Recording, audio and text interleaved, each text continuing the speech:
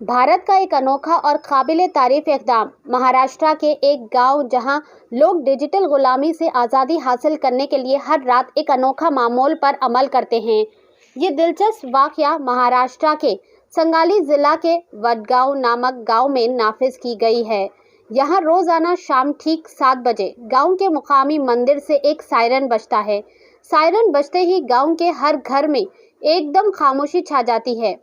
बाशिंदे यानी कि रिहायशी फौरी तौर पर अपने मोबाइल फ़ोन को बंद कर देते हैं, टीवी स्क्रीन बुझा दी जाती है और तमाम किस्म के इलेक्ट्रॉनिक गैजेट्स को एक तरफ रख दिया जाता है।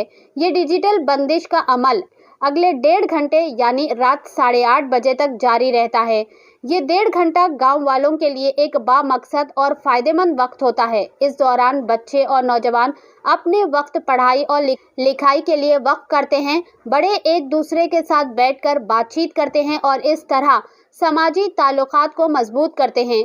गांव के बुजुर्ग ने ये निज़ाम टीवी और फ़ोन की बढ़ती हुई लत को देखकर नाफिज किया है। उनका मकसद ये यकीनी बनाना है कि लोग इन गैजेट्स के गुलाम ना बने बल्कि इन पर काबू पाए।